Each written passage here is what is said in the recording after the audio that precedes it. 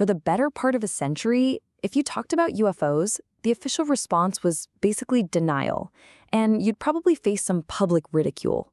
But wow, in just the last few years, something has completely shifted. The conversation has gone from the fringes right into the halls of Congress. And it's all being driven by declassified videos, revelations of secret government programs, and testimony from really credible military insiders.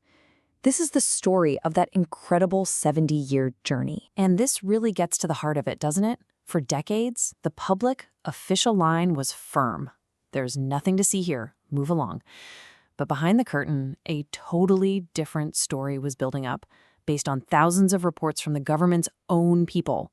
Pilots, radar operators, intelligence officers, all of them seeing things that they just could not explain. So, to really understand how we got to today's flood of revelations, we've got to go back. We have to start with those decades of official denial and the massive wall of secrecy that was built around this topic. Okay, so this all kicks off right after that famous Kenneth Arnold sighting back in '47.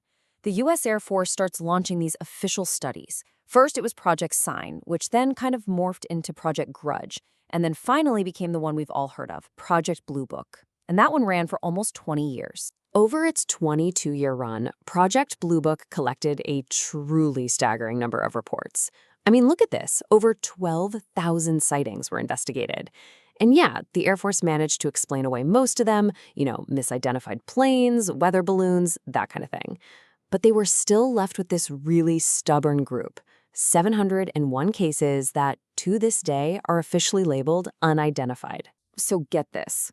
Even with those 701 unexplained cases hanging out there, this was the official bottom line from Project Blue Book.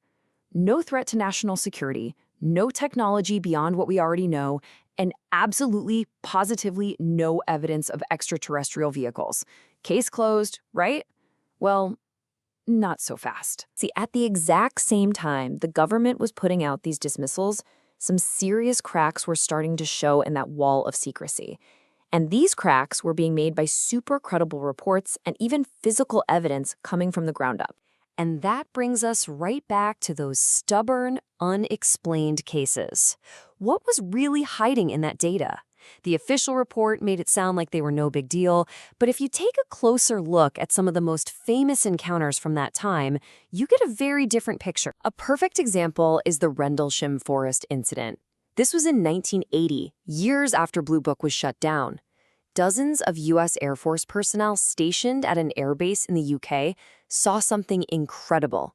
And listen, this wasn't just any old base.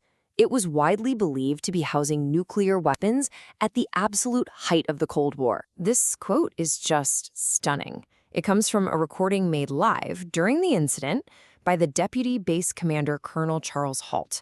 He's documenting an object that's firing beams of light directly into the base, near the weapons storage area.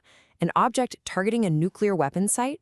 I mean, doesn't that sound like a direct contradiction to the official no-threat conclusion? And the evidence wasn't just stuff people saw in the sky. In 1971, on a little family farm in Delphos, Kansas, a teenager witnessed this glowing, mushroom-shaped craft hovering just over the ground.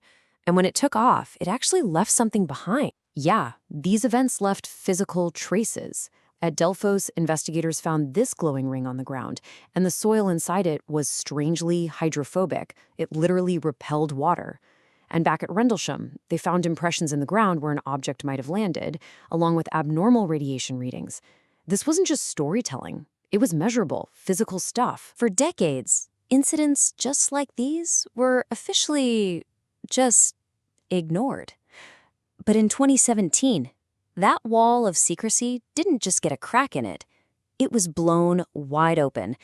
And that marked the real beginning of official government acknowledgement. That 2017 newspaper article kicked off a total domino effect. All of a sudden, the Pentagon was confirming, yep, we had a secret UFO program. Then they officially declassified and released these jaw-dropping videos from Navy fighter jets.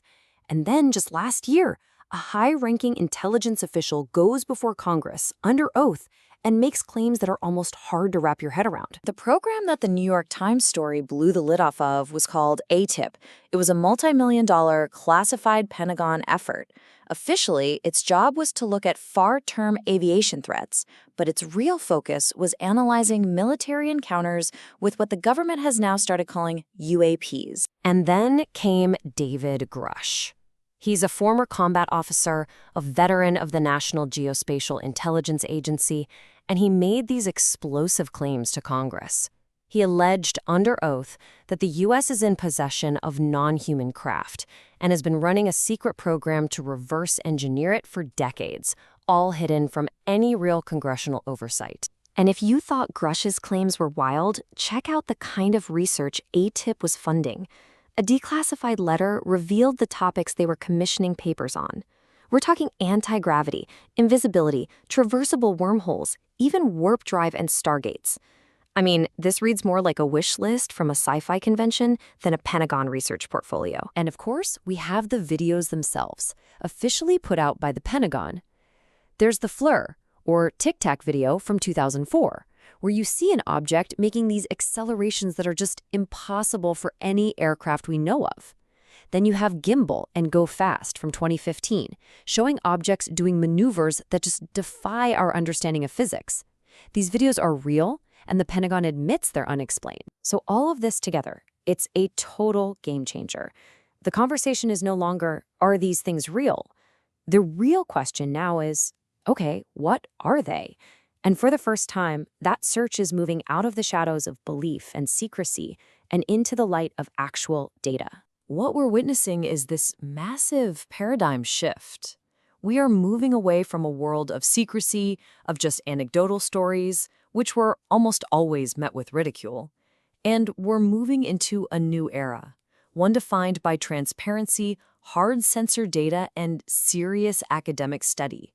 It's a fundamental shift from belief to analysis. Leading the charge on this new scientific front is something called the Galileo Project.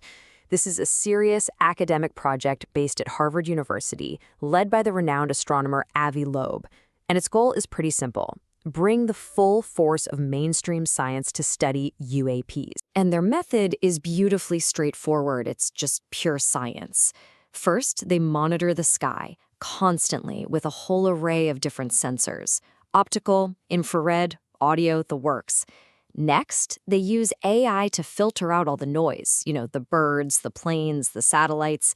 And finally, whatever's left over, the true anomalies, get subjected to some intense, high-resolution scientific analysis. So here we are. After 70 years of official denial, that wall has just crumbled. The conversation has completely shifted from fringe speculation to mainstream science. We're finally moving past relying on just eyewitness stories, and we're applying our most powerful tools of discovery to this mystery. We've gone from asking if to asking what. And the answer to that question, well, it could change everything.